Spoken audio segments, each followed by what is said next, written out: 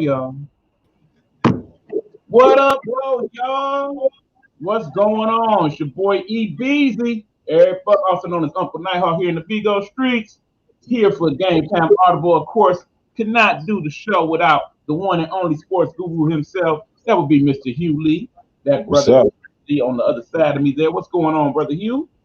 What's good, man? How everything going with you? All right, man. Happy to be on with you, my man. It's our show. We acting like you joining me doing me, baby. We do this together, bruh. Yeah, we got a lot to talk about too, man. It's been crazy. A lot of stuff been going on that we got in store.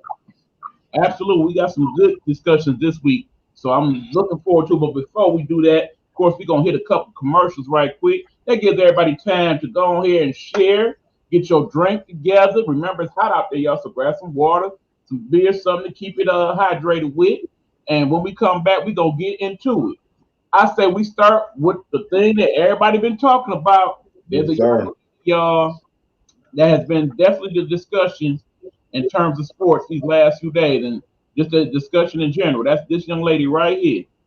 Y'all know her, and if you don't know her, we're gonna tell you a little bit about her when we get back. So Man, that why being said, y'all, yep. So here we go. Game Time Audible. Your boy E Beezy. That's my man Hugh Lee. When we get back, it's on and popping. Let's do it. We're not asking for your permission.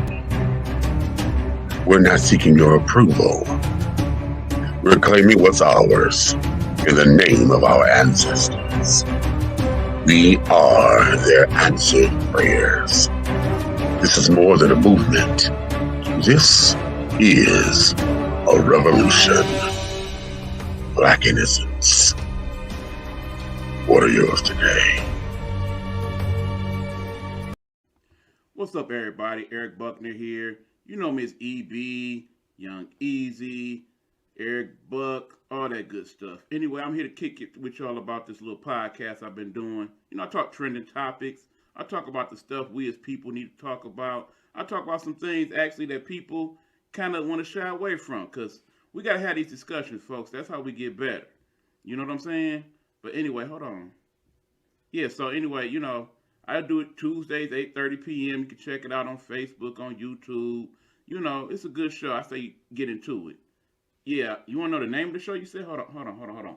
Hey, you, get off my lawn.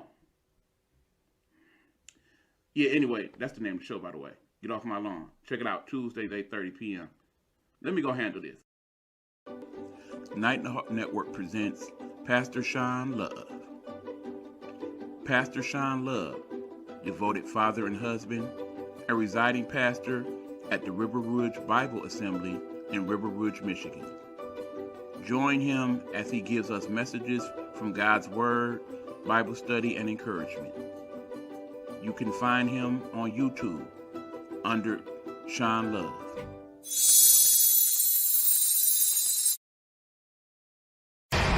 Viewer discretion is advised.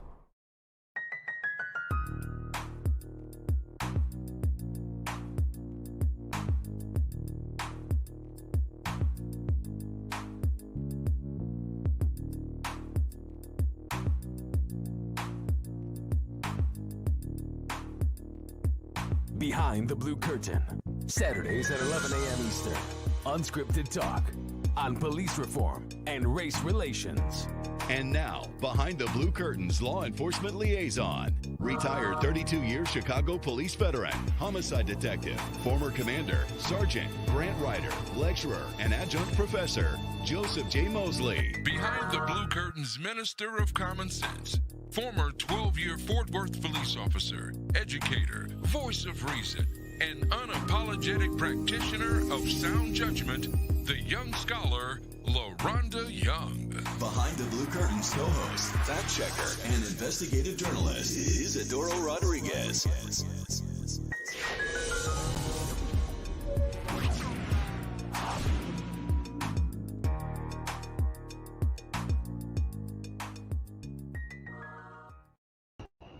What up, everybody? We are back. Game Time Audible in effect.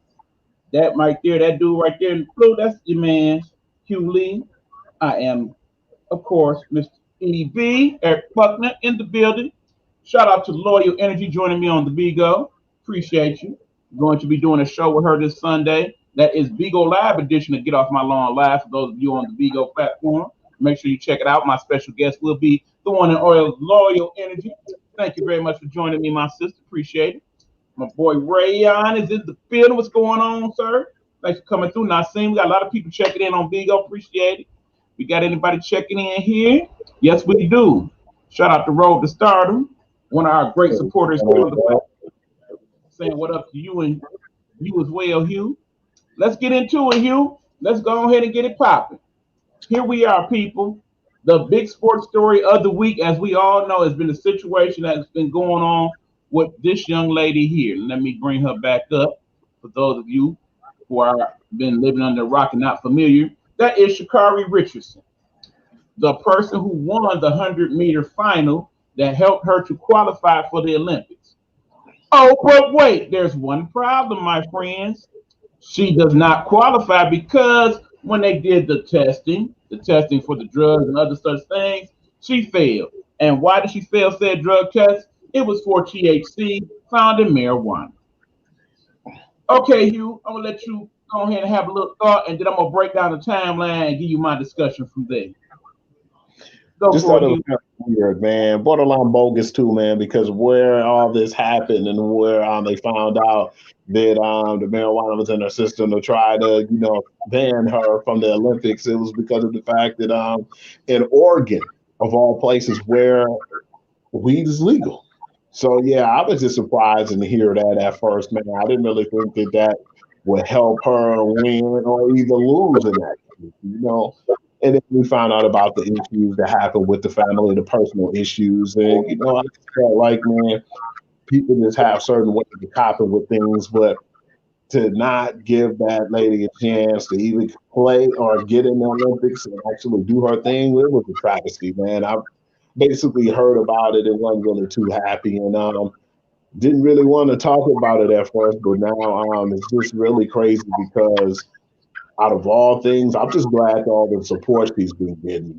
She's been getting like a little bad press too for some of the things that were said on her Twitter page. But at the same time, man, regardless of the fact she's a Black woman who's trying to make it in America, we all should give her support, man, whether we like the decision or dislike what she did.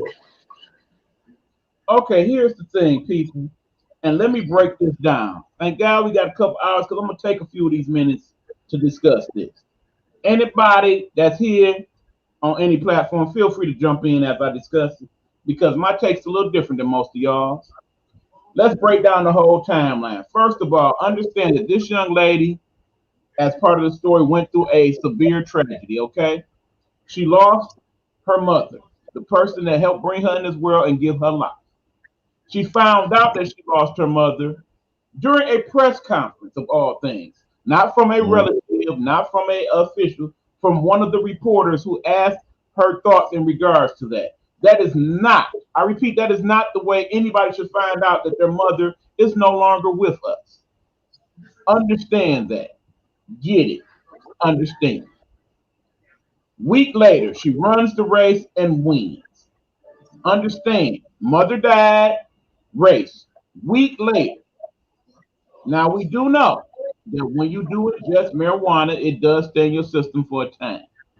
But the thought process is that, okay, this young lady, after finding out the death of her mother, basically chose to self-medicate because whether you choose to agree or not, marijuana is a drug. It is.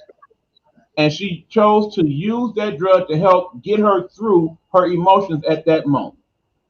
Understand, people. Okay, why they let the other girl run after finding steroids in her system, though? And I will get to that. Yeah. Here's the thing, people. Understand that this is not the first time this young lady ingested marijuana, okay? You do not decide when your mother dies, okay, I got to do something. Well, for the first time in my life, I guess I'm going to get high. This lady obviously has done this before, people. Again, as I break this down, understand some of y'all are not going to understand or agree with my thoughts on this, but hear me out. That's all I ask. So, yes, she did this. We know this. When it came up, she did the interview. Many of you have seen it. The interview that she did on the Today Show, where she said point blank and flat out, "Yep, I did it. My bad. I ran that. I understand that. I have been penalized, and I get it. And I will live with whatever decision that they come up with. But yes, my mother died, and that's how I chose to contend with it, and that's why I did it. Not getting happy. Okay, so that being said, people, here we are now. Today they announced that not only will she not be running in the 100 meters because her suspension, even though it's for 30 days, will not allow her to do that, but also she will not be allowed at the Olympics at all because of the suspension. So she will not be running the 100-meter relay as well as several people had hoped. Now here's the problem that I'm having. Okay, and hold on. We got other people chiming in. Shout out to Big Meech checking into the show. They are trumping this as well due to her tweets about the alphabet children. Yes, I'm gonna get to that part too, Meech. So glad you are here to discuss on that part of it.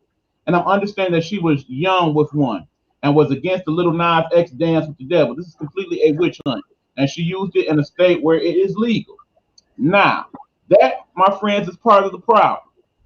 The fact that we have several states that have legalized marijuana and several states who have not. And if you happen to be an athlete from one such state who has used this for whatever reason or rationale, you are now being penalized. Understand, for those of us who have tried and used marijuana, for those of you who use it on a regular basis, and look at this as, okay, these are supposed to be things that help, not hinder. Okay? In other words, when you take these performance enhancing drugs, they're supposed to help you do a better, more thorough job. For those of us who have smoked marijuana, you being able to run a 10.8 fold, being high, that's rather impressive actually, because we know that it slows down your mental functions and what have you. Understand that, okay? Don't know who's trying to line me, but I'm doing a show right now. Can't do it. But anyway, understand that that would bring you to a point to where no, I cannot do that. Thank you, Bebop. Thank you very much. You take care as well. You should not be able to run extremely fast while being high. That being said, we know she was smart enough not to get high that day. I would safely assume that. We also know that, like I said, it's not the first time she got high. So it just so happens that this time when they test her, because again, it's not the first time she's been tested either, she got caught.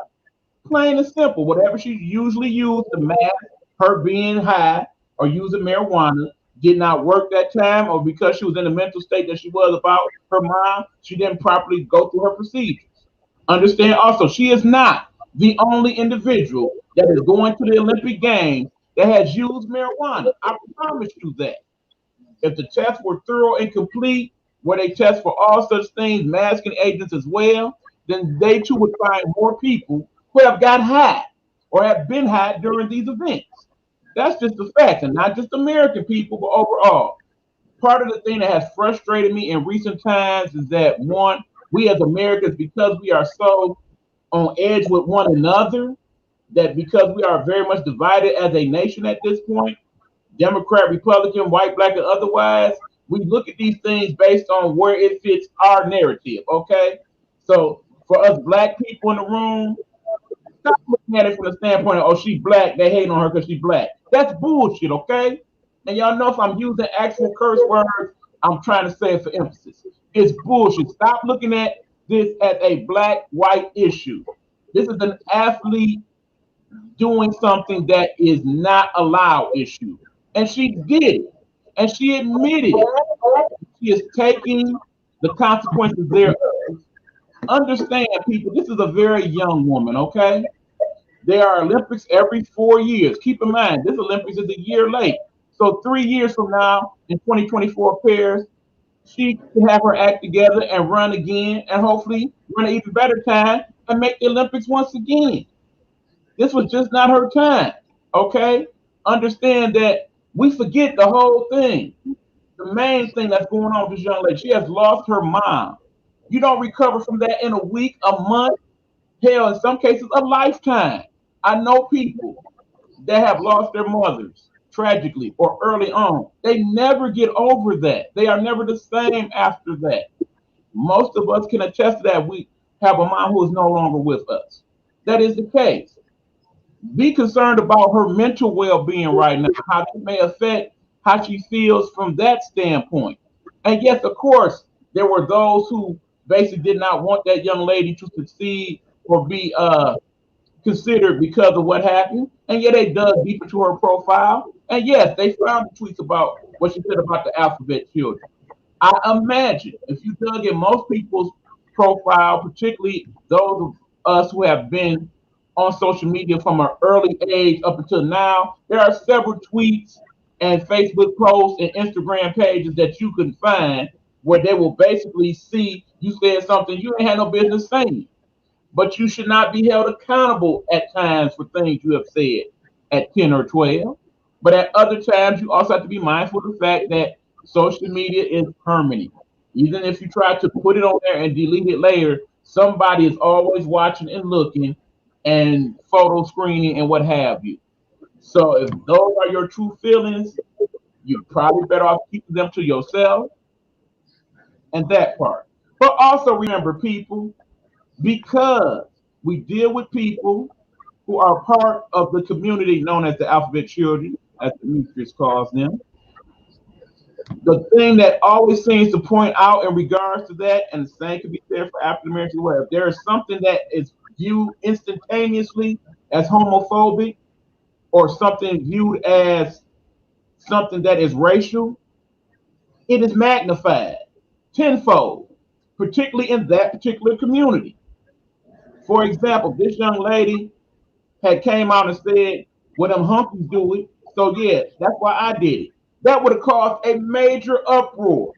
Then what she did at that point, she's a racist son of a bitch. She gotta go. If she had said at that point, yeah, well, the other girl, she did it and she's gay or she's a fag, forgive the word, y'all, but this is for the example. Then yeah, at that point, damn all the other shit, she is a homophobe. She gotta go. So that is part of the issue. Bottom line is black, white, green, polka dot, gay, straight, otherwise. She broke the rule. She has to suffer the consequences. She has to be responsible for what she did. She should not be on the Olympic team because she broke the rule. I understand that it's a stupid rule. I understand that getting high should not be part of what they test for. Most of the major sports no longer test for marijuana or basically let that slide. So if you look at your hockey and your baseball in particular, they do not test for marijuana. Get high. People get high. It happens. I talked about it last night. Over 50 million people in the country any given day is toking one, a smoking one, or eating an edible. It's part of our everyday going on. But in the same token, you know the rules. You broke them. You deal with it. You let her get away with that, then you open up Pandora's box for everybody else. Well, she took steroids, but it was just a little bit, and she didn't know. Well, he did this, he did that. We got to do the cutoff somewhere, people. At some point, we got to look at this as, look, this is wrong. Bottom line, I feel sorry for her as an individual. I feel for what she's going through with the loss of her mother, but she got what she deserves. I said it. What you think?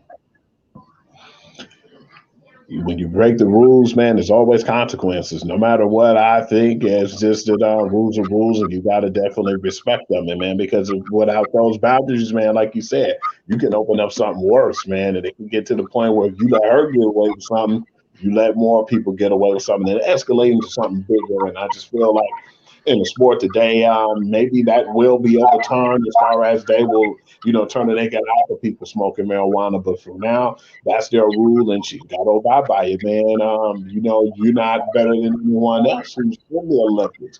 Well, I might not say as a talent point, but you know what I'm saying. You can't do it and think that it's okay, and then they let it go. Because if you do, man, it's just be something that'll trickle down effect where it'll actually tank the sport. And right now, man, yeah, I wasn't too happy about hearing that she won't do the Olympics period this year. But at the same time, she'll learn from her mistakes. And like you said, as far as the tragedy of her mom passing, maybe it just wasn't her time. She could cope, get herself together, and be a little more focused, man. Be a better runner next time around, and she will get that chance because she's so young right now. But yeah, you just gotta go with the flow on that right now. Unfortunately, she knew she was wrong. Glad she admitted it, and she, stood up for what she believed. She said, "Yeah, I was wrong, and what's wrong is wrong." And she just took it. It was as a slap on the wrist, and she went on with her life. Okay, and of course we get some comments here on the Bigo. Thankful for that. K Million checking in, Dr. Rue. Loyal Energy is saying it's not like she sniffed the line, it's some tree. Again, I will point out my friend, that no, I don't agree that marijuana is something they should test for. But unfortunately, that is part of the rules. She broke the rules. You got to deal with the consequences of your action. I understand it's BS. I understand that, yes, I have partaked of the tree every now and then. We had that discussion last night. Many of my good friends in life are avid everyday smokers. Some of them addicted, in fact. I had that discussion last night. Bottom line is that was not something she did for the first time. That is not a rule that she was made aware of at that moment and did not know previous. She has been an athlete for years now. She knows that's part of what they test for. She has still chosen to do so. It's just this particular time she got caught. That's why she has no defense for it. You don't see her going on TV saying that, yeah, well, they doing me wrong because I'm a sister or this and this and that. She's telling you flat out, I ran that. My bad. But I got to deal with it because I got to deal with all of what's going on. They done told her this is the ruling. They talked to her today. She said, I understand. Such is life. I ain't going to stop running. And hopefully I will get my opportunity again. And I sincerely hope that she does. I do hope that this becomes the greatest comeback story in the history of the Olympics. That she comes back 3 years from now and is running even better times and breaks the world record and becomes the role model that everybody would like her to be, and all of that. But in the end, if she doesn't, it's not the end of the world for me either. Because in the end, she did what she did. Again, I do sympathize for her mom dying, but you knew the rules. You broke them, flat out. Okay, hold on. A lawyer saying she took responsibility for her actions. The other girl said she had a pork sandwich, and that's why. And see, again, we are talking about that other athlete involved. Bottom line is, because we know that she tested positive, even if they let her run, it's still a tainted win if for whatever reason she wins. Think about that aspect of it as well, y'all. Let's just say, okay, we understand that was your mama, baby. It's okay. Go on ahead and run. She wins the Olympics. It's tainted. Everybody that she runs against will quickly point out, they let her run with that stuff in her system. She got caught. Her record don't count. She ain't beat me for real. So that illegitimizes that sport in terms of the running. Drug tests be damned and let people go ahead and get high and juice up and win.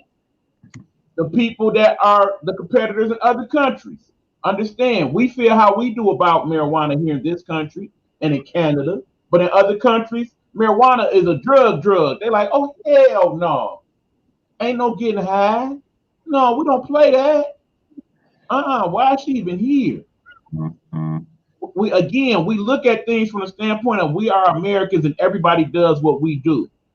We are only one of several hundred countries on the planet Earth, people. The United States represents 4% of the world population, just 4. Okay? We got to stop looking at the world like if you're not doing like America, you wrong. Again, as Black people, I strongly suggest that we stop looking at it in terms of, okay, if something happened and that person was Black, it's automatically a racial incident. That is not always the case, people. It was not because she was Black. It's because she broke the rule. She was wrong. Period. A lot of Black people don't want to hear that. I know some of y'all ain't agreeing with that, but that's how I feel about it. We got to stop looking at everything from Black or white standpoint. On both ends of the spectrum. White people need to too. Start seeing stuff for what it really is. That would make this country, that would make the world a better place. my personal opinion. These are the opinions of me, Eric Buckner, not those of my co-hosts or anybody in the Nighthawk Network. Viewer and listener discretion is advised. Shout out to security joining the discussion. What's going on, sir? Okay, you got anything else to say on that? Because I'm done with it. We can move on, my brother. All right, so we moving on. What's going on, security? Shout out to you, sir. So that being said, good luck, Miss Richardson, in your future endeavors. I'm moving on. So that being said, we're going to move on. We're going to take a quick commercial break. When we come back on the show, we're going to talk about this young man right here. Do y'all know who that is? I know Hugh does, and he's going to tell you about him, and I'm going to tell you a little bit myself when we come back here on GameTime Audible. Again, Hugh Lee, sports guru, your boy E Beezy, E Buck. We'll be back. Talk to y'all some more after a few words from our fine folks here at the Nighthawk Network. Love y'all, peoples. Here you go.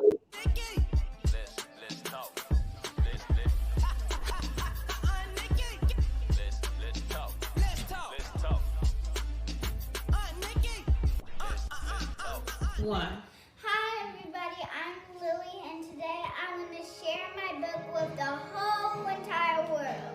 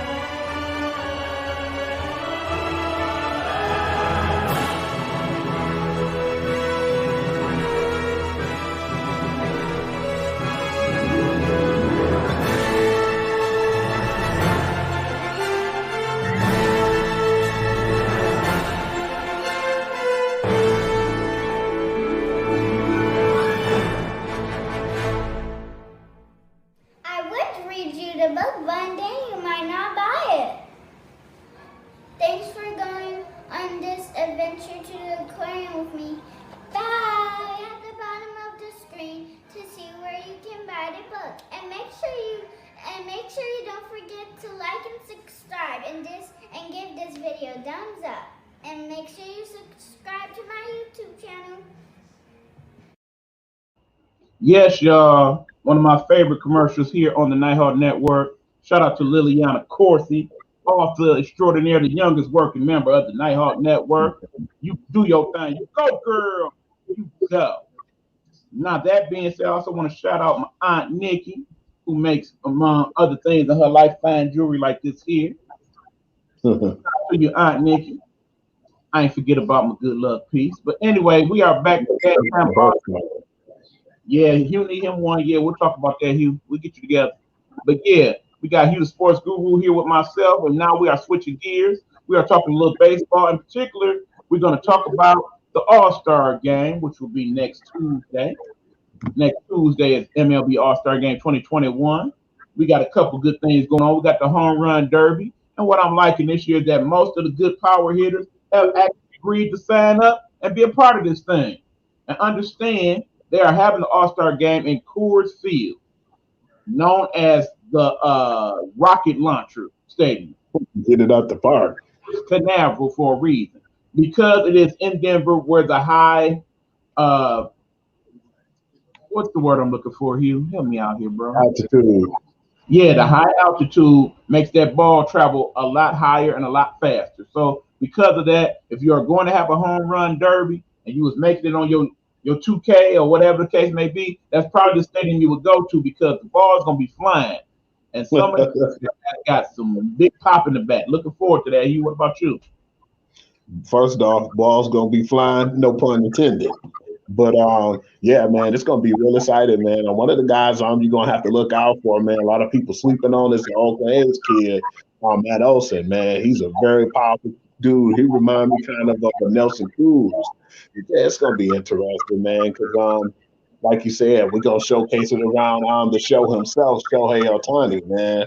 The first two-way player to even get in the All-Star game like that, man. So big up to him, man, because he been tearing the cover off the bat. And like I told you before, I wasn't too happy about the whole Albert Pujols ordeal, but that team is above 500. They playing well. And that man is the reason why that team has accomplished what they're doing right now. And like I said, I was going to save this part for the show. Congratulations to you, Mr. Shohei Ohtani, for hitting 32 home runs. And he passed your boy, Hideki Matsui, the original Godzilla today, with the most home runs by a foreign player.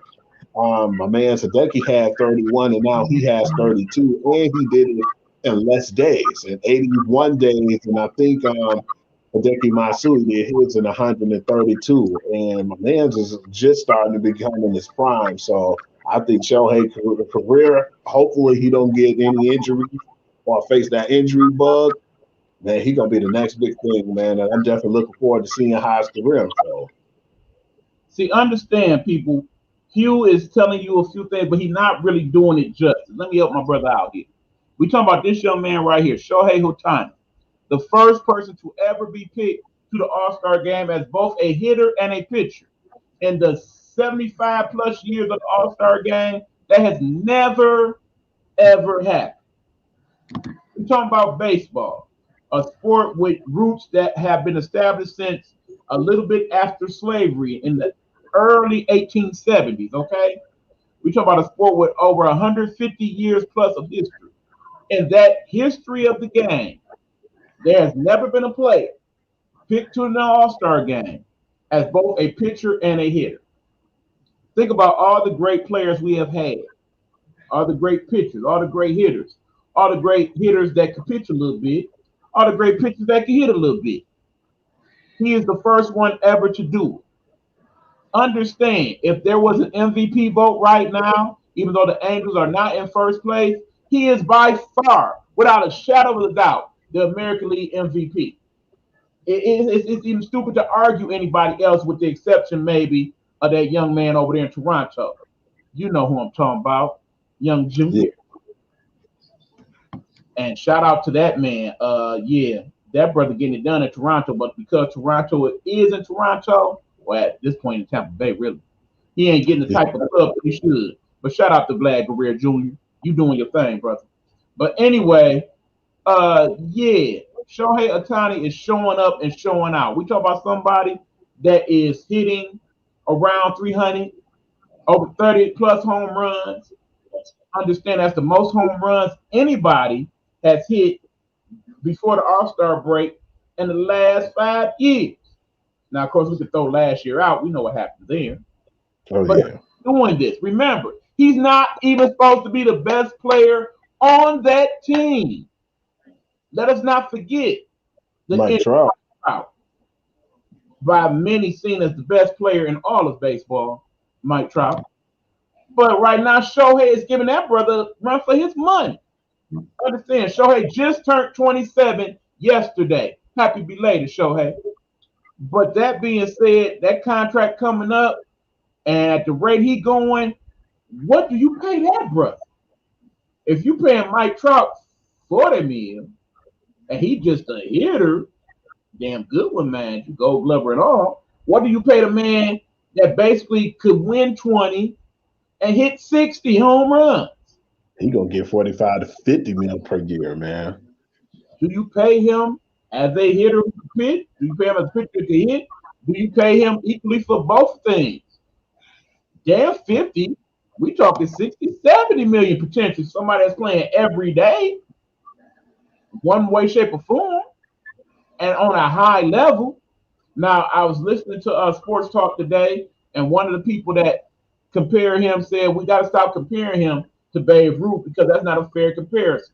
Remember, Babe Ruth only really pitched for like a 4 to 5 year period and then became a hitter.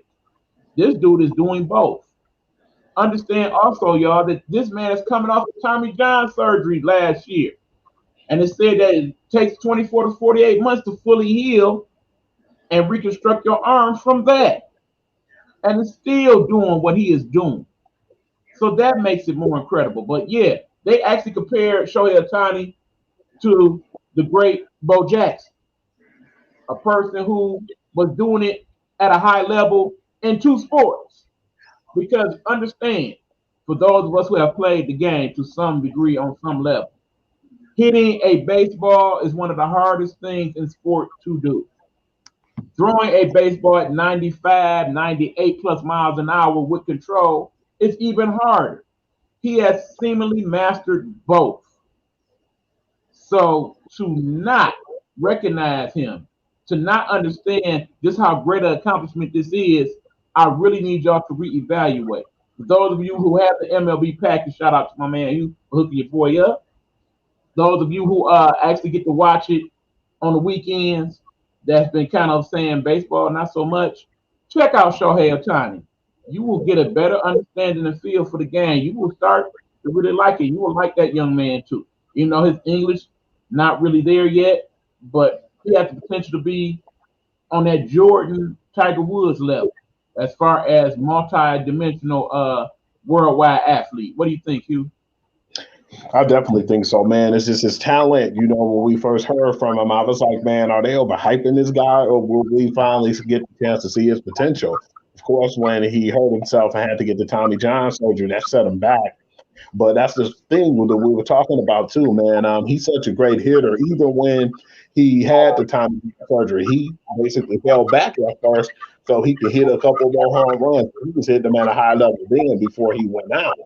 So just imagine when he recovers, or give him like next year sometime to see how great of a pitcher he is, because he's not really flourished as a pitcher yet. I mean, he got great stuff, but I'm just looking forward to seeing him when he's pitching and when he's at a high level after the Tommy John. So yeah, I'm just really interested in seeing what this guy gonna do, man, because he definitely make that team better. He is the MVP over there.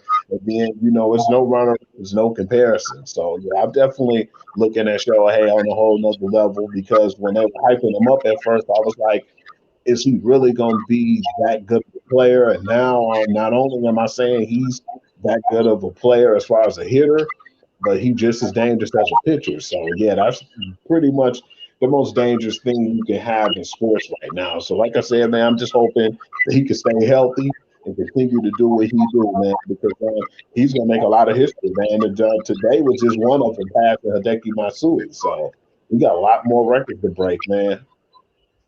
And understand, we're talking about a person who broke that record. Hideki Matsui hit 31 home runs, but that's somewhat of a tainted record. Remember, Hideki Matsui played where? Yankee Stadium. Yep. One of the easiest players in all of baseball to hit home runs. Ohtani plays over there in Anaheim, not necessarily a hitter's ballpark, okay? And he is still accomplishing what he is accomplishing at that point. Considerably more powerful than Hideki. Understand that most of the players that come here, they tend to come here in the middle of their careers. Shout out to people like the great Suzuki. You remember Suzuki? Yeah.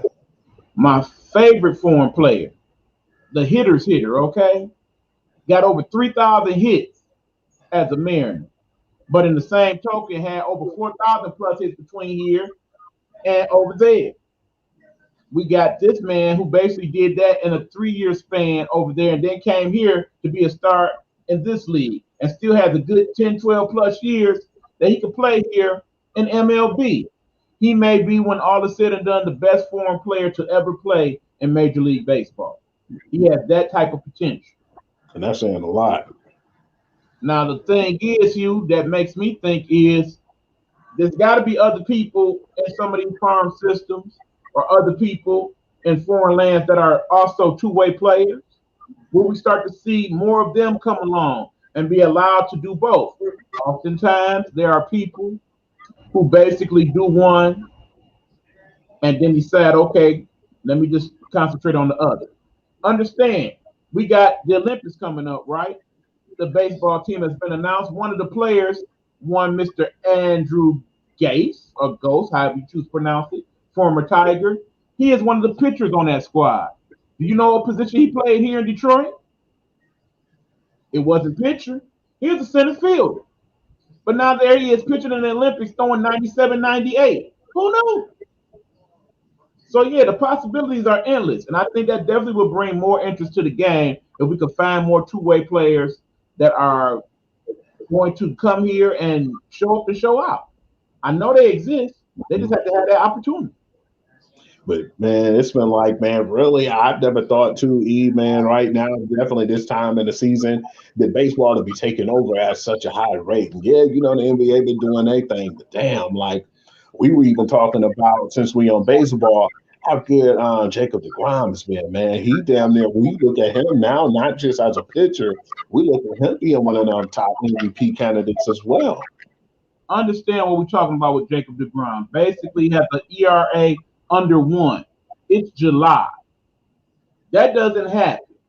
Not for a starting pitcher. Basically, it's striking out 14 of every 9 batters that he faced. Averaging about 6.5 innings per start. Dominating in the era of baseball where they're starting to check pitchers for foreign substances. Check him every game.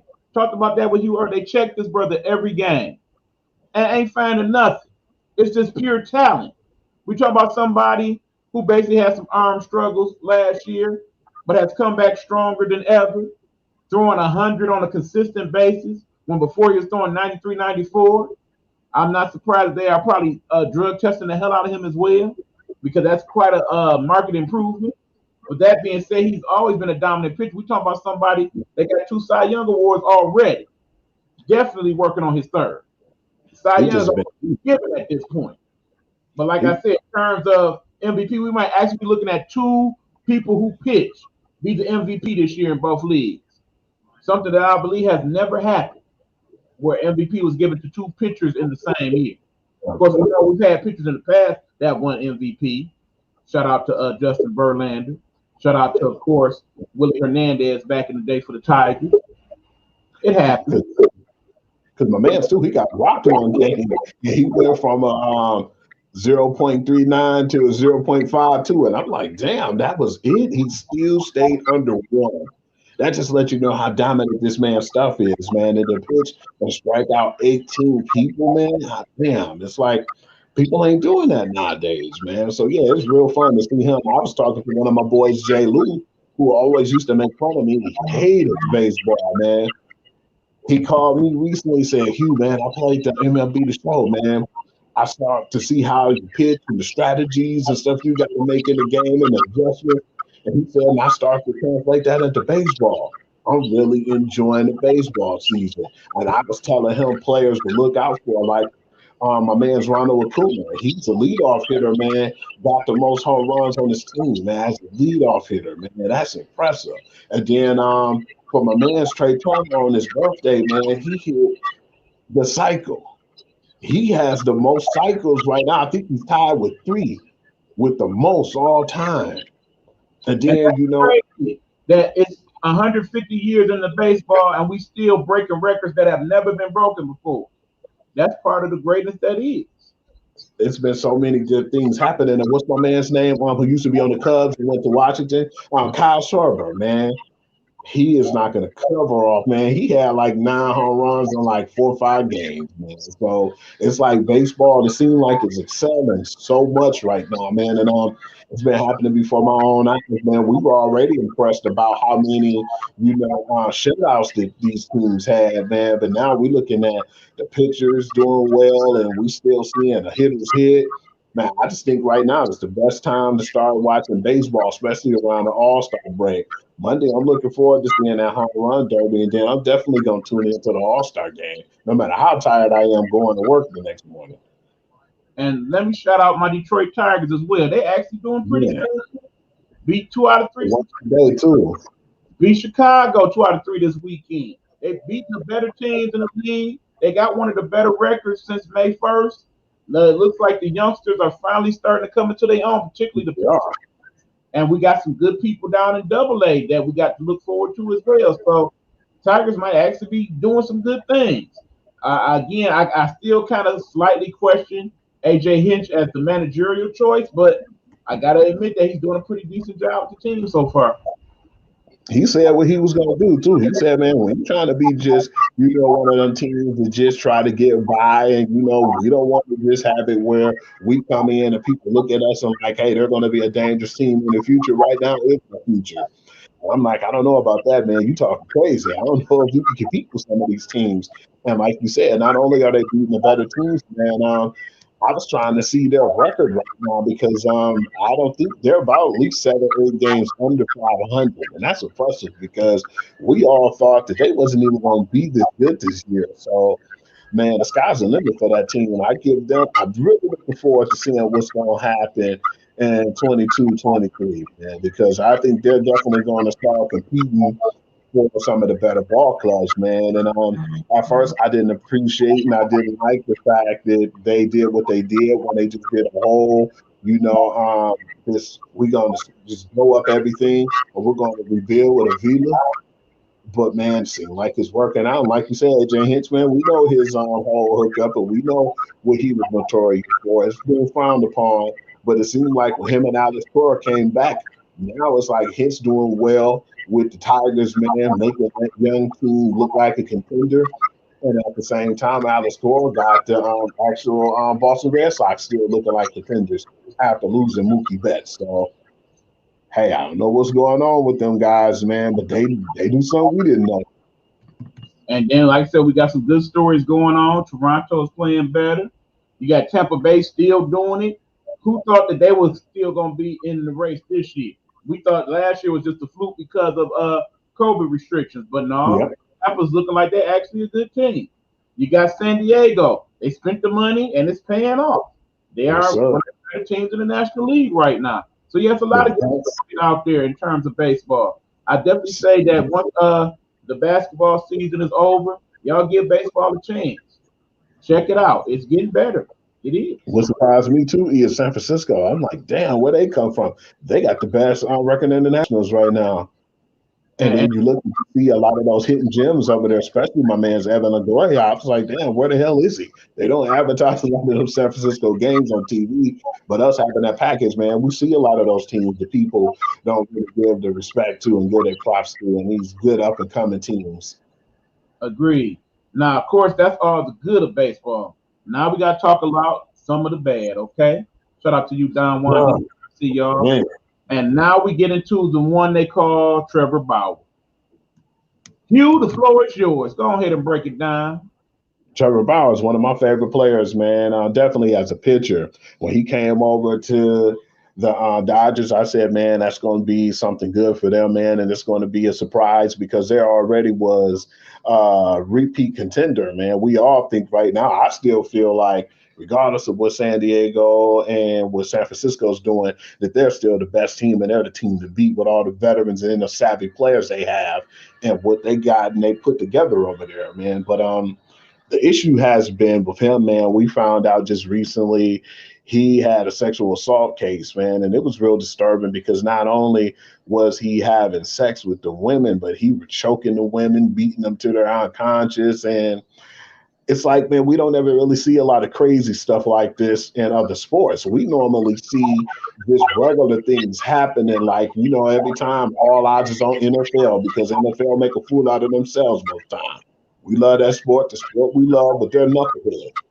NBA, you see it, but not as much. It's probably the volume is still higher than baseball. So when you hear things like this in baseball, it just gives warning signs. Like, for how long this been going on with Trevor Bauer and how long they've been letting this go, and it's really something that was going on, and the woman felt like now I can use this to get more money out of him. I'm not saying what he did was right, Lord forbid, and like we say, what we say is what comes out our mouth. It's not Eric's mouth. It's what I'm saying. Whether you agree or you disagree, it's like, how long is this going on? This lady was letting him get away with this before she felt like, okay, I might be able to get a lot more money out of him since this happened a lot more than it should have. And it was allowed and she let it go on. So, yeah, it's just really sad to hear about that because now he's not playing. We don't know if that's something that they like or something that they do. I'm not saying that, but just to hear him choking a woman and like abusing her as they supposed to be having some type of relationship or having relations is very disturbing, man. And that just basically put the dark shadow on baseball because no matter how good they was doing, that just basically make you more alert about just the domestic violence disputes and the things that's going on in the world today. It's not okay. No, it is not. And shout out to you, Fundi Fee. I see you. Thanks for the gifts. Um, People, we already know that we hold our athletes to a higher standard. Okay, going back to that whole story earlier with Miss Richardson. Same is true here. I understand Trevor Bauer is a baseball player making millions of dollars, but in the end, it does not make him above the law. Okay, granted, we talk about things that have not been uh, completely verified. They are still investigating Mr. Bauer and his activities. But usually in these cases where there's smoke, there is fire. So that being said, MLB has taken the steps to not only suspend this young man, but to actually extend said suspension while they dig deeper into the story. Now that would indicate to me that yeah, there's definitely some fire here in this situation. And because baseball cannot afford to have one of its star athletes be putting them in a bad light because baseball is on the decline overall, they have to deal with this. The question is, how do they choose to deal with it? And in the end, do they deal with it the way they need to, or they deal with it just enough to be like, okay, y'all, don't do that, we'll get you, or we do it like, look, we ain't having this, dude, you're done. See you next year, or even worse. In which case, all the players and the players association like, hold on, they doing stuff like that now? What if I get caught up? They gonna do me like that? So on and so forth. So yeah, people. Here's the problem. If he did it, he was wrong. Just like in that situation earlier, you did the crime, you got to do the time. Okay. We cannot condone violence against women. We will not condone violence against women on this show, now or ever, unless of course it's MMA and the women is fighting each other. In which case, yeah, that's part of the show. But in terms of violence against women in general, no. Mm-mm. No. And they gotta handle it with the correct, precautions. They gotta handle it right, man. We haven't really heard that much about it. We know he's suspended and he's not in the league, but I just hope that they don't handle it like the NFL did because they handled it so badly at first with the whole Ray Rice thing. Just 2 games being suspended. And that's when, you have former players, women groups, and all just really saying, man, you only going to suspend this guy for 2 games for beating a woman. And it really got bad. And Roger was public enemy #1. He already wasn't doing a great job to me, but to let that happen with the 2 games that first before he blackballed him, it was a really bad choice, man. So I'm just hoping that they use their players and they use what they do wisely in baseball and figure out what's best for the both of them because they don't need that publicity right now, just like you said, because they're on such a decline. And it's so sad because of that dark shadow happening because we know how great baseball is and how good it can be. We've been seeing things we haven't seen forever. All these records and stuff being shadowed. And just for that to happen, man, it's like, come on, man, you got to get that together. Right. And personally, Trevor Bauer been a weird bird since his days in Cleveland. Let's be honest. That dude been a little bit off center in regards to some of the things he said and done. It's the reason why he didn't kind of bounce from a couple places that he had, considering how great a pitcher he potentially can be. But for whatever reason, can't stick in Cincinnati, gets booted out of Cleveland. Again, Cleveland, how they dealt with their rotation overall wasn't so good either. Like my Tigers, they didn't gave away Cy Young Award winners and future Hall of Famers, but that's another story for another day. Nonetheless, people, just because you're a great baseball athlete does not mean that you should just get away with whatever. No. So if he did it, deal with it. I'm not trying to see that brother after the All-Star break, and if they find out he did it, his 2021 needs to be over. Pretty much. And all the money that you get paid from that point on, y'all go ahead and keep that. You don't deserve it. Pay the consequences of your actions, flat out. So that being said, y'all, that's our baseball talk. We're going to take another quick commercial break. When we come back, I want to get into the NCAA, Hugh. We got something big to talk about on that one too, y'all. Audible for you. Before we even get into that real good, we're going to go to the commercial break. Something we've been talking about for a while on the show. You'll hear the news. We'll wait till that the commercial break in. Absolutely. So yeah, Hugh, take us to the commercial, man. All right, man. You want me to tell you, or you just want to go to that commercial? How you going to play this? Take us out to the commercial, bro. Let them know what show it is. We'll see y'all after these commercial breaks. All right, y'all. GameTime Audible. We'll be back. Here we go. Here we go. This is Get Off My Lawn Live. Join us as we talk trending topics, world and local issues, and the conversations that we need to talk about as people.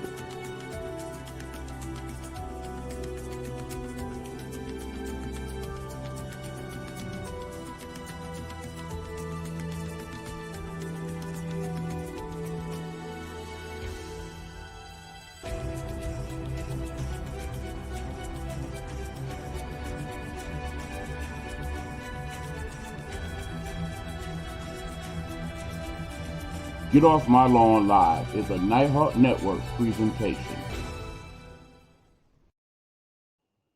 What up, y'all? We are back. Have tuned out there on Bigo. Hope you guys enjoyed the show there. But we are now strictly here on YouTube and Facebook. And hopefully those people that were watching on Bigo will tune in and check us out on these other platforms. In the meanwhile, I'm here with my man, Hugh Lee. We are talking sports. And right now we were going to talk about NCAA, but he's been kind of anxious to talk about one particular subject today. And I got to let him get it in. Go on ahead, Hugh. What is it, man? We were talking about the XFL. What were we talking about mainly with the XFL and what we was excited about? That they may possibly link up with the CFL. You got some news on that? They just broke that off, man. They said in the statement that they released that they're not going to make any decisions right now to merge with the CFL. Don't know why, but they just said that right now they backed out the deal. The things didn't go well as far as negotiating and extending the deal. So they said that right now that's not going to stop them from bringing back the promotion. The promotion to be on and popping in 2023. And they basically said right now that they're going to try to come out with a bang and get the CFL deal done, but I guess things didn't really pan out the way they wanted to. So they said, we're not going to focus on them right now. We're just going to focus on our product and go into the 2023 season and just basically try to give them the best product we could in the spring to try to compete with the NFL. Hugh D. Lee, you sneaky little dude. Now, y'all know, for those of you who know the sports group, you know he likes all the sports, true enough, but his favorite, of course, is the football.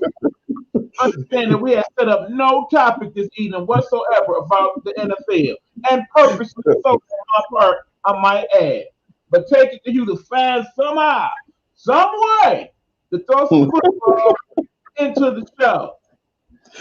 And I thought you I have a fascination with how this XFL thing might go.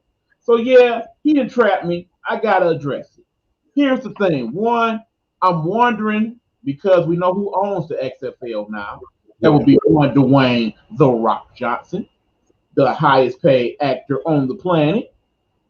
I'm wondering what extent he will be involved in said promotion.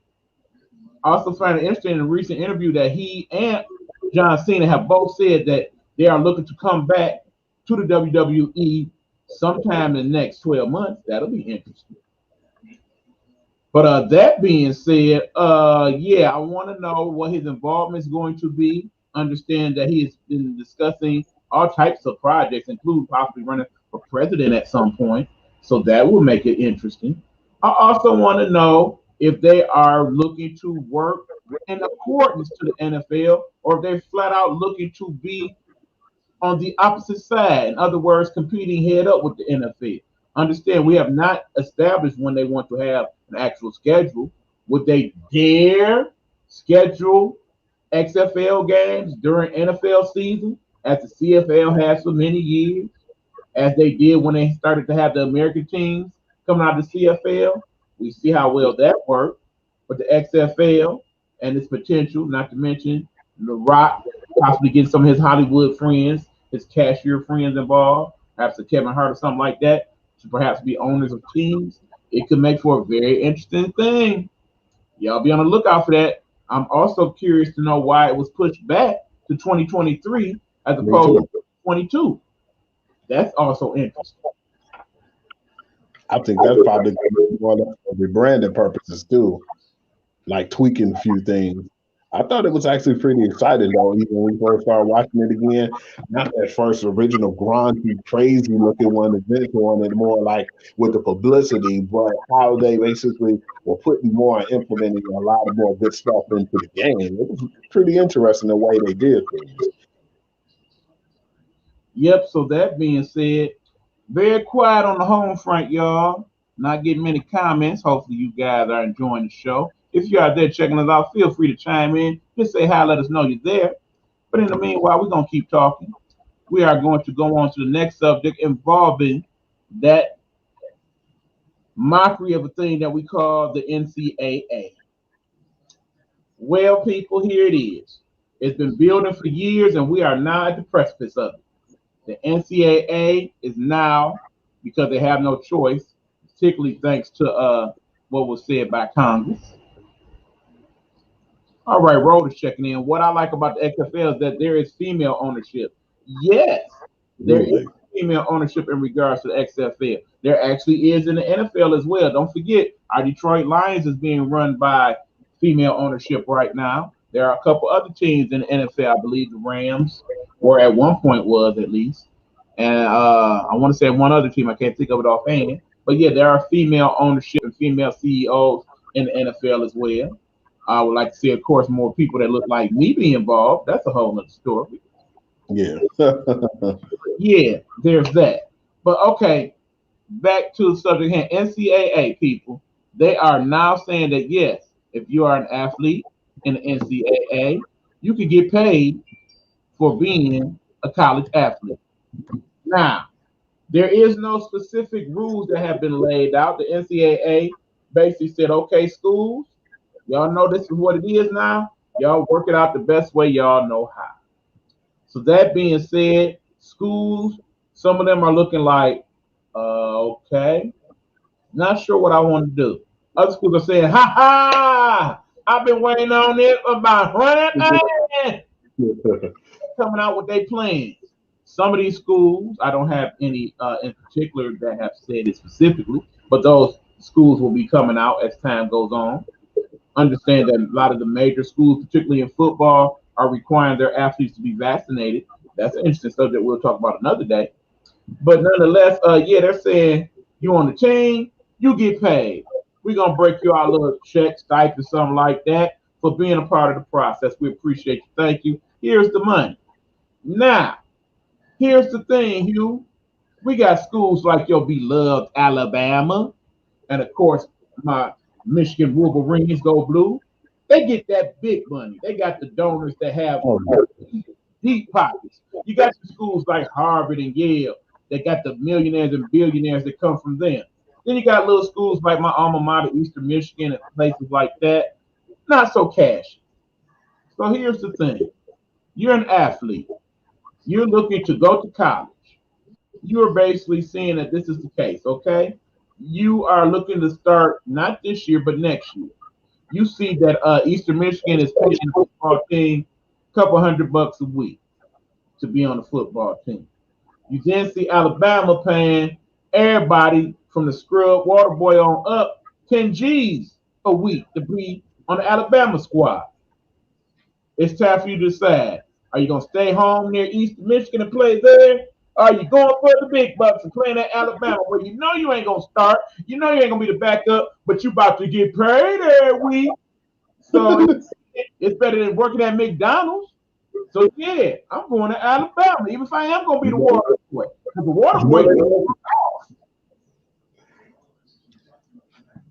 I love Alabama. I know you do. I know you do. Go blue. But anyway, yeah, so that being said, part of the problem is going to be, if you got the cashier school, the schools that got the big crowds and whatnot, so they can charge ticket prices up and make sure that the players get paid a nice even amount. There's that. Then there's the schools that's going to look at it like, okay, well, here's what we got. You're on the team, you make this much. But if you're a starter, you make this much. Now you say that's not fair. Everybody should get paid the same. No, they shouldn't. None at all. And the NCAA is one thing. But let's talk about the pro sports. Hugh, do all the baseball players get paid the same thing? Oh, no. Do all the basketball players get paid the same thing in NBA? Do all the NHL players get paid the same thing in NHL? Y'all get my point? Do you understand? Bottom line is, if you are a star athlete in college, you should be paid. Understand that, you may look at it from the standpoint of, okay, well, I'm here at Duke.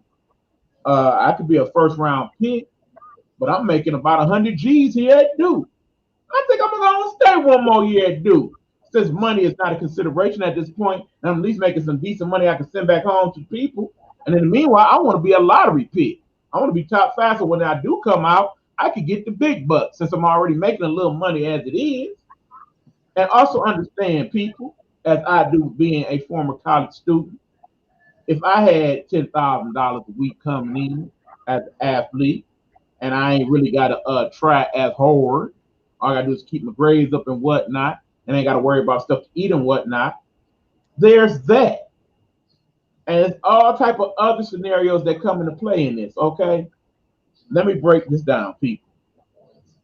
People been getting paid in the NCAA for years now. I ain't saying literally, I'm saying flat the hell out. It's been going on. Y'all done seen the movie The Program. Y'all know what it is. Great movie. I done witnessed it firsthand. I done seen college athletes not have money one day, have money the next. Fab Five. Y'all remember that documentary? Mm-hmm. I was not on Michigan's campus, but I was on Eastern campus. And best believe the Fab Five, they freaked at Eastern Michigan University. And they wasn't looking too broke to me. It was some alleged dice games. There was some alleged gambling that went on, allegedly. But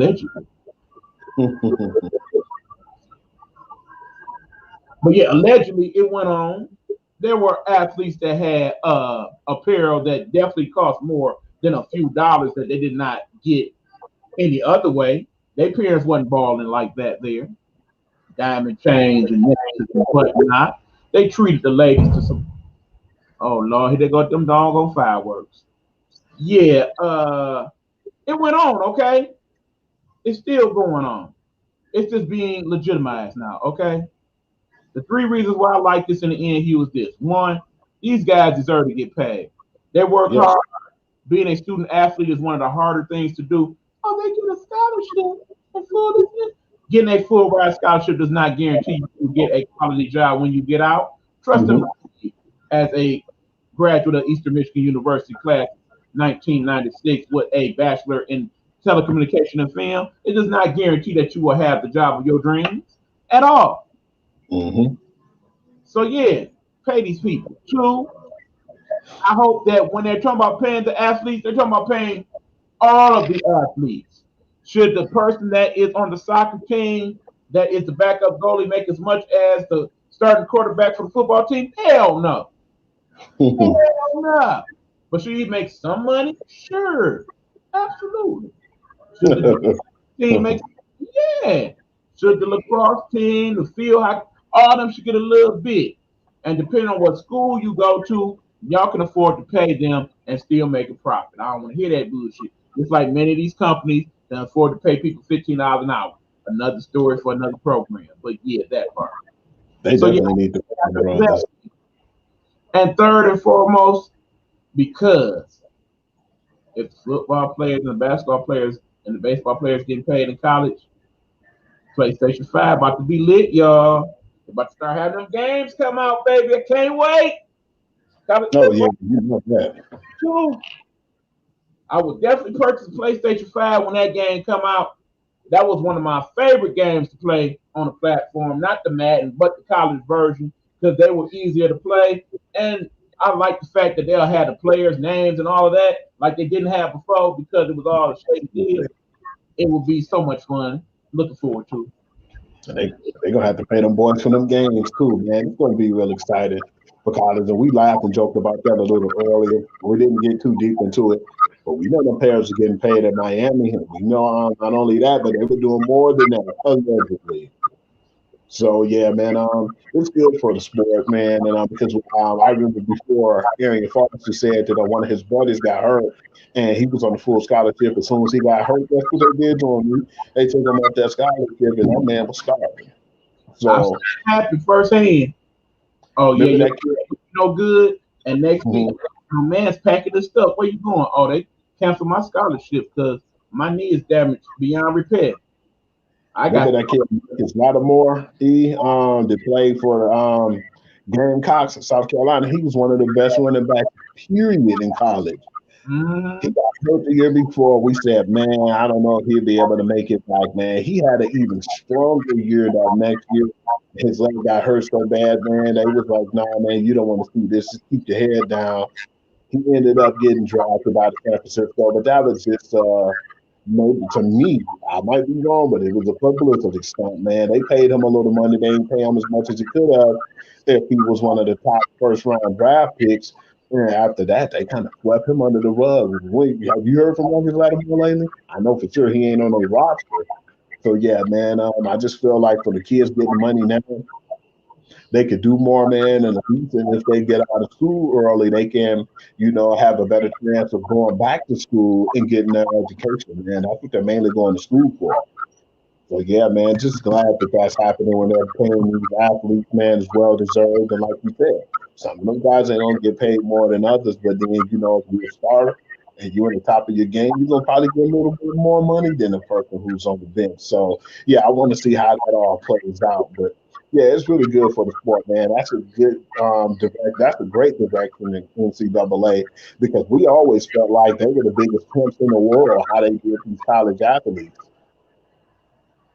And see, another thing I would like to see in terms of the games, yeah, for those athletes who are not only excelling on the field but academically as well, I like to see them get some bonuses for that.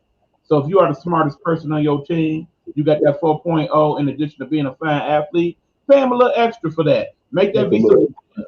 Understand also, if everybody's getting paid, you are less likely to see people come out of school before they should have because they have not developed the way they need to, but because the agent is telling them, yeah, well, you'll at least be a fourth round pick, and then you can go and buy your mama this and this and this, as opposed to dealing with it that way, stay in school that extra year, develop further to be a first round pick, and in the meanwhile have enough money to send back home so mom and them is straight. I definitely want to see that. I want to know how much incentives or how much more extra money they're going to get to make the college, playoffs, to be the Heisman Trophy winner, and to win the Disbuckets Award and the different, things like that. How much more money extra they're going to get paid for those accolades? That's That's what's going to be interesting. That's a very good question, you. Because think about it. In most of the major sports, when you are the MVP winner, Cy Young or Silver Slugger, you usually have bonus incentives in your contract for that. So yeah, in the same token, college players should have that as well. I agree. I would even go as far as to say the people that give out the Heisman and whatnot, yeah, they need to put some money up too. So it'd be like, yeah, winner of the Heisman, he also gets this nice truck. He get all his school books and stuff paid for, and he get this 100 grand. That'd be And nice. another cake. That'll be real nice. But yeah, I'm really interested to see in the weeks and months to come how they play all that out. We got a comment. Thank you. Hi, this person. I got to track down who this may be. Hey, we got Mr. Nelson checking in, also known as GMA 2.0 on the Vigo Street. Shout out to you, Grandma. Thanks for checking in. Appreciate you checking out the show. See, people still check in on Vigo after the fact. That's good to know. But anyway, people, so that's that discussion. Let's see how these schools play it in the weeks and months to come. We are going to take another quick commercial break. When we come back, we got one more big topic we want to discuss with y'all this evening. You remember what that is, Hugh? Basketball, NBA Finals. We about to get into them NBA finals, y'all. Definitely got some things to discuss in regards to that. So yeah, we will be back. Game Time Audible. That's you. I'm me, EB. We'll be back.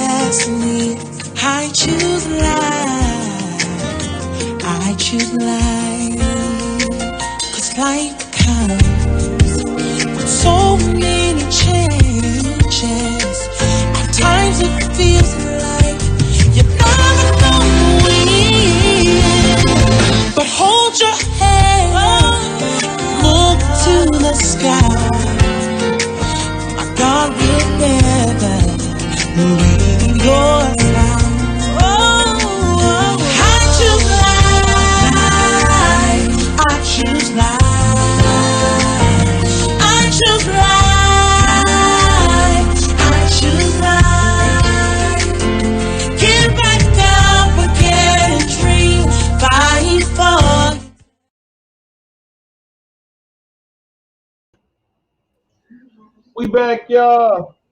Game Time Audible in the field, and we got you, Lee, the sports guru. Your boy E. Beezy checking in. We are now going to switch gears a bit here, and we're going to talk about some NBA, y'all. Time to talk some basketball. What we got, you?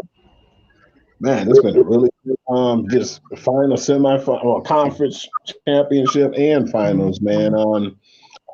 It was just good just for basketball, man, to see how good these teams are. But basically, big ups to the real market teams for being in it right now, man. And you have my man CP3, who's been in the league for over 16 years, man, who finally got him his first final.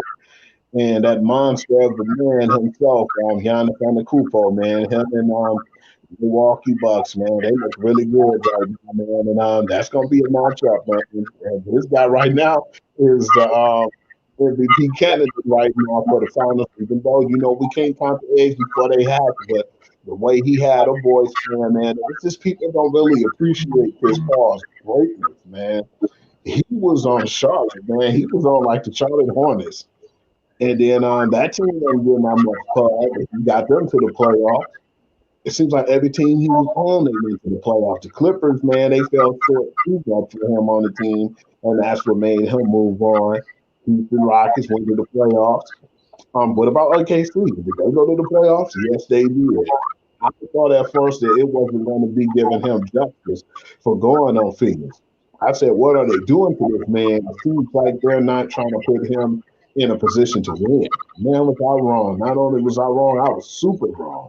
Because the Andre Ayton, man, you got Devin Booker who's playing at the top of his game. Man, I just think that's just a really solid team, man. Jay Crowder, man, I was wrong about Phoenix, man, and I'm not saying they're gonna win this series, but they got a damn good shot, man. I don't think that Giannis is still at 100%, but I feel like the way that team playing, man, they really caught me off guard because I didn't think they were going to pass the Nets at first.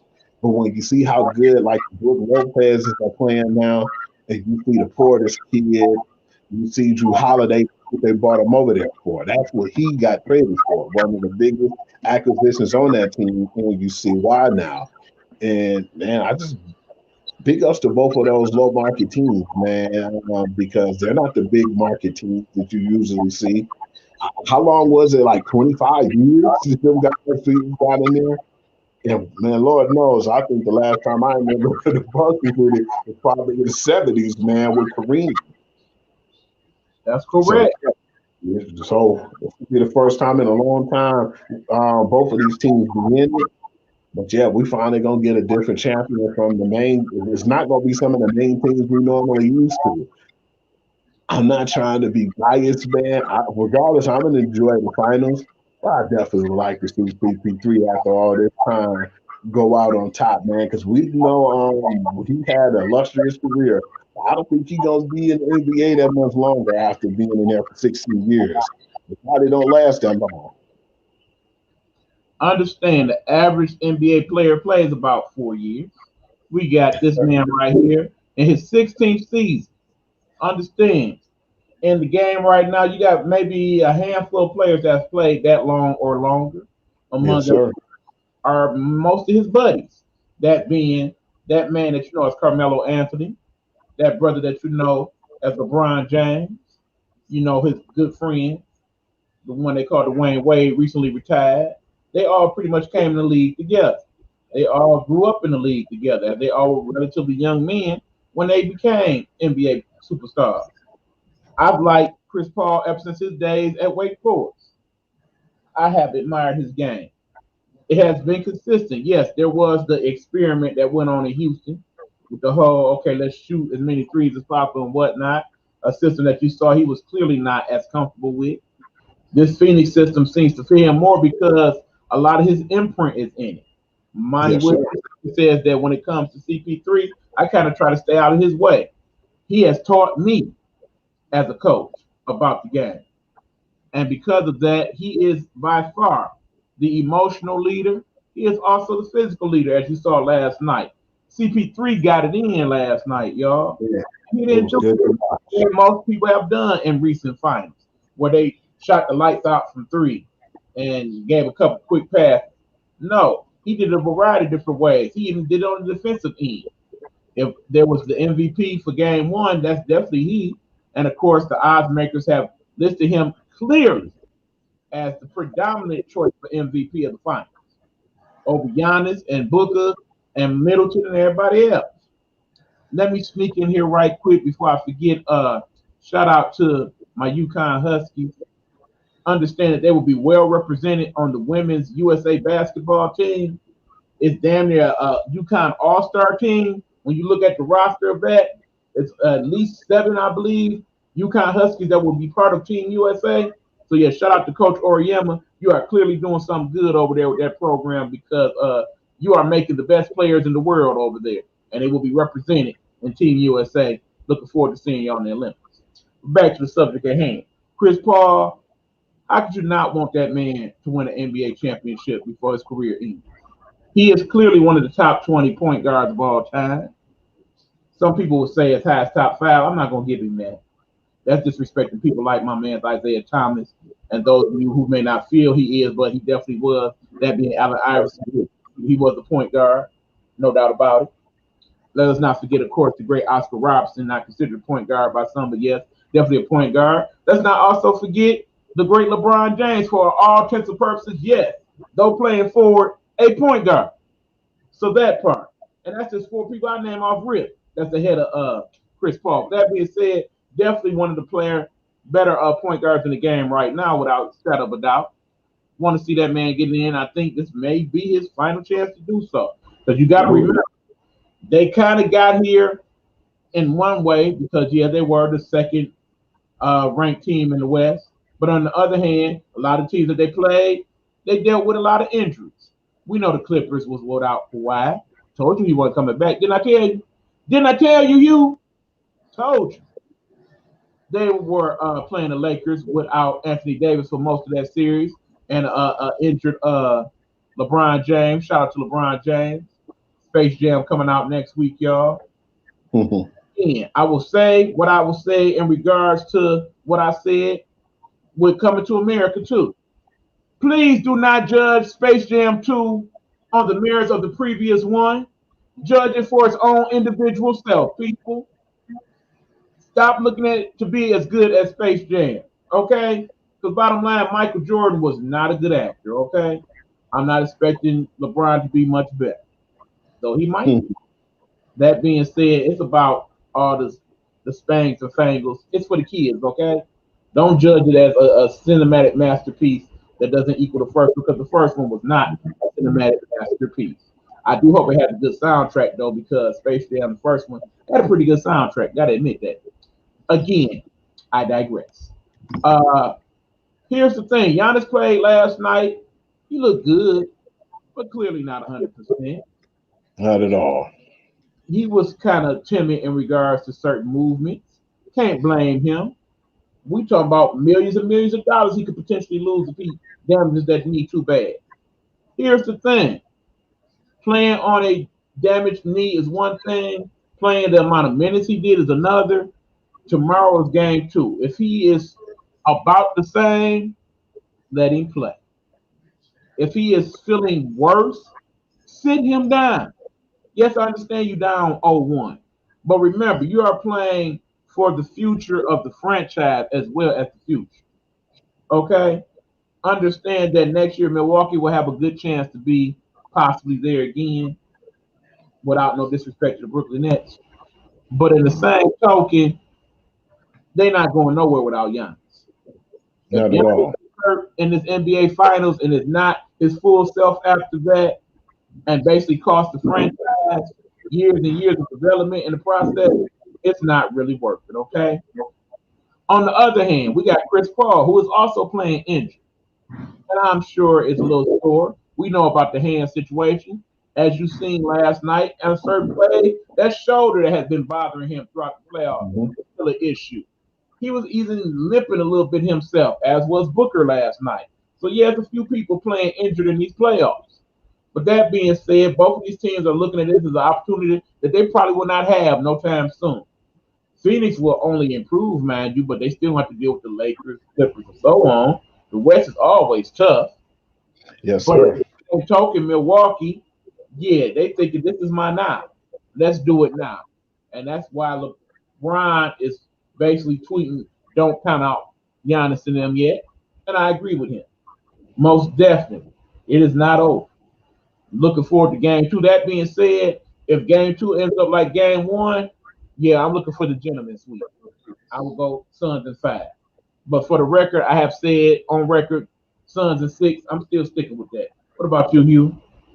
I definitely think Suns in 6, man. I still feel like you said, though, man, if my man's ain't 100%, they can pull it off in 5.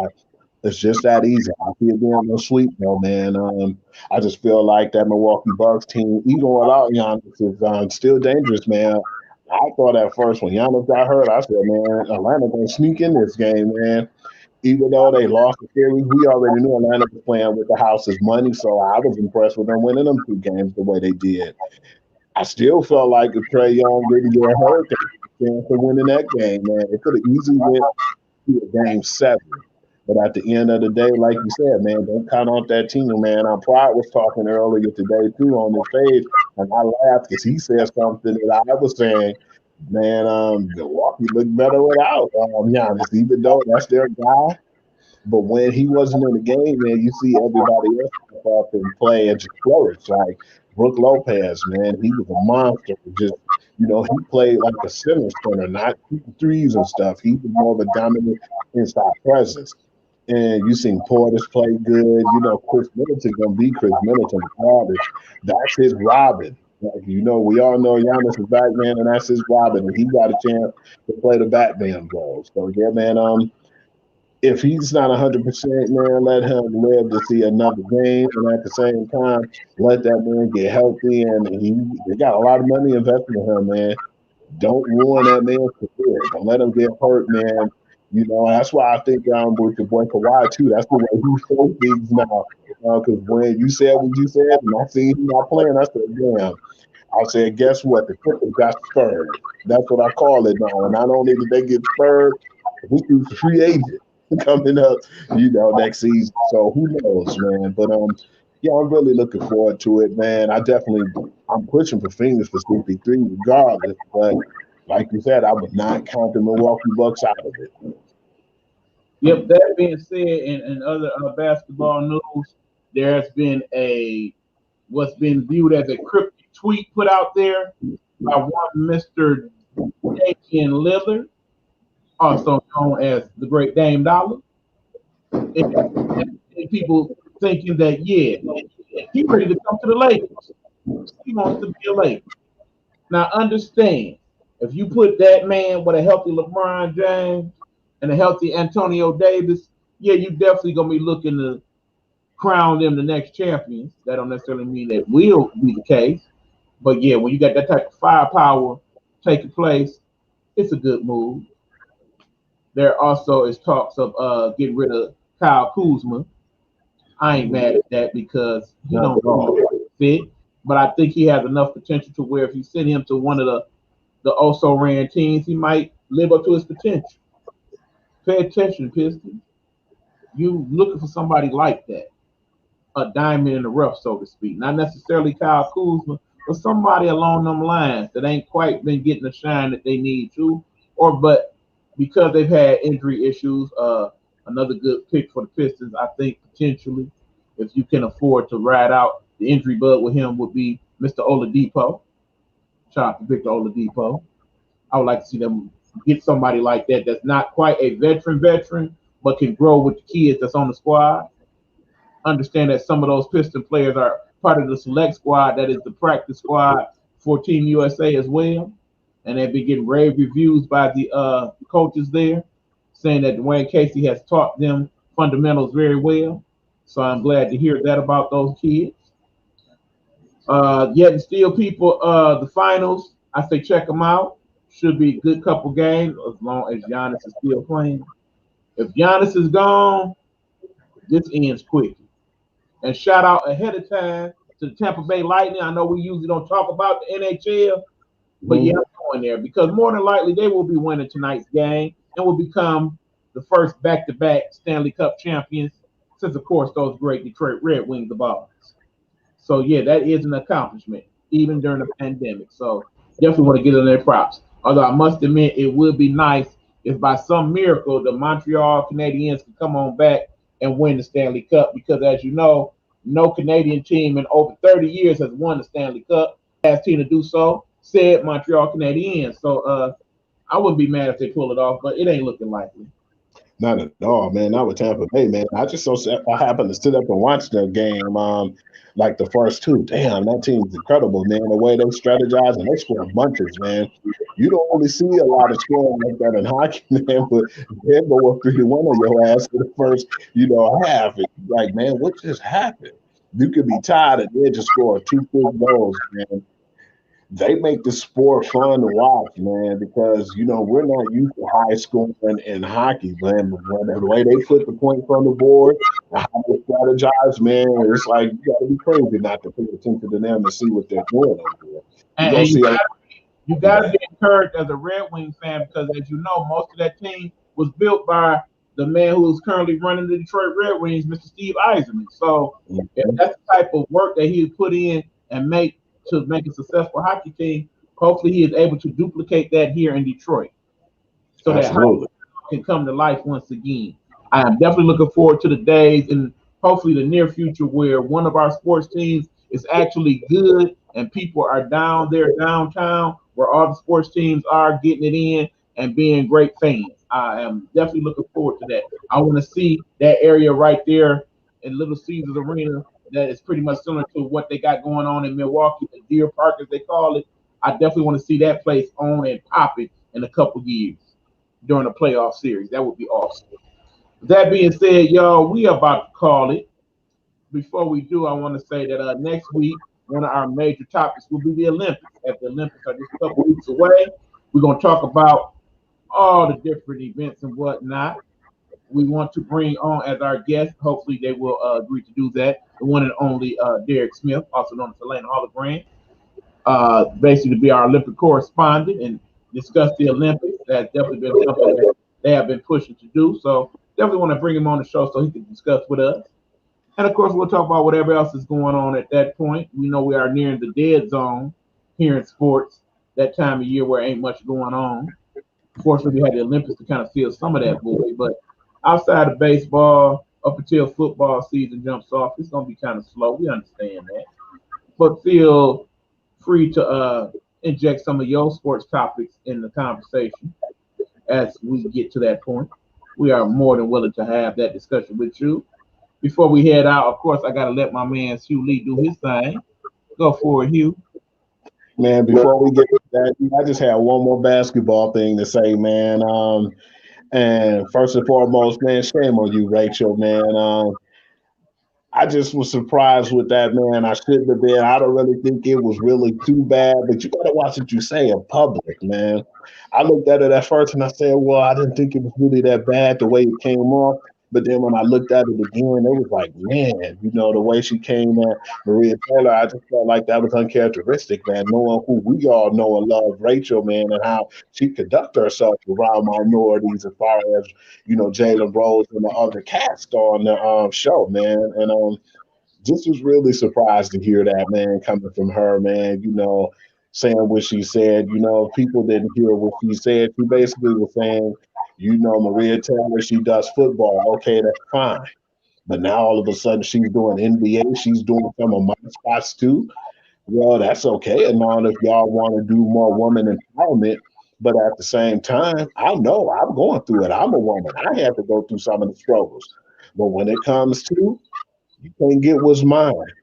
You stand, basically, she said, without saying, you need to stay in your lane. You get yours and let me get mine. I'm not trying to share my spotlight. And I didn't think it was so bad at first, the way it came off and I heard it. I just thought she was being territorial. But then, yeah, of course, maybe a lot more was put into it because Maria Taylor is African American. But on top of that note, man, she got demoted, man. And Malika Andrews now is on the show. And now she won't be getting that NBA spotlight on court.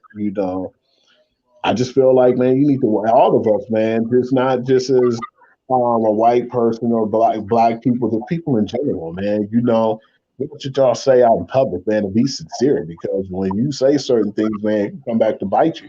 That lady, I'm not saying she lost her job or anything, but at the same time, she lost something that was huge to her, man, to be in the spotlight, to be on the floor talking to the NBA players and to be in the spotlight of the NBA finals. To lose that over something that ignorant, man, I just feel like I said, man, shame on you, Rachel. You better than that. I don't like how ESPN does business. Period. That's my comment. And on that note, y'all already know what to do, man. First and foremost, we like to say thank y'all for watching the show. Hit me up on that Get to the Game, man. I'm in there 24/7 most times, man. Now, I'll be on there most of the day. I got to get my sleep in, man. I do still got a full-time job, but I try to put all the good news out there and everything you want to know, man. I usually try to get the stuff firsthand to entertain people with, man. I just want a little bit more people to come on there and interact with me. And not only that, but just tell me what you like and tell me what you want me to put on the blog, It's not just my blog; it's for the people. So, whatever you're looking for, or if you want me to talk about certain topics and subjects, just let me know, man. And get with me, man. Check out the page. It's for all of y'all, man. So, hope y'all enjoy. And if y'all got some things y'all want to critique on, some things I need to do better, man, I wouldn't be upset about it. I want to grow with y'all and grow a bigger audience. So just give it a shot, and appreciate all the support I have already too. Thank you. Yes, keep in mind, folks, this is still a process.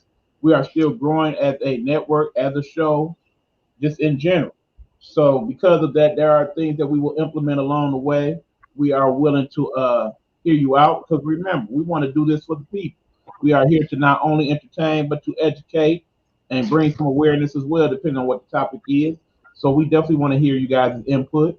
For those of you who want to comment and have the time to do so, please feel free to use my Gmail account. Here, that is nighthNetwork313 at gmail.com. nighthNetwork313 at gmail.com.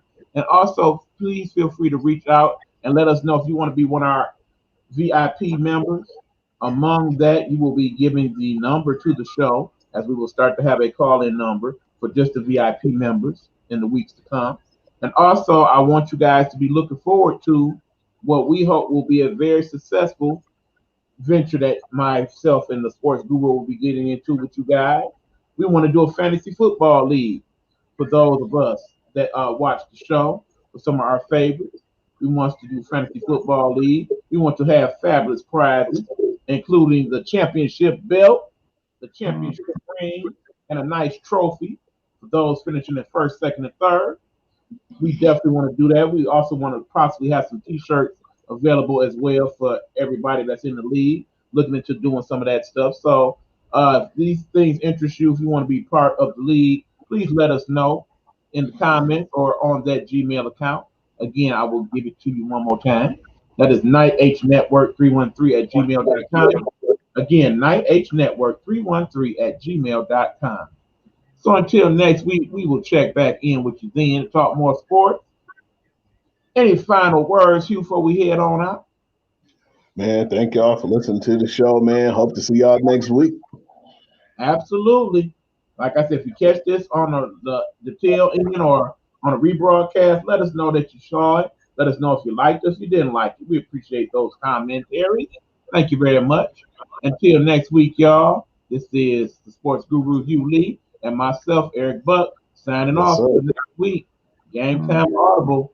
We out.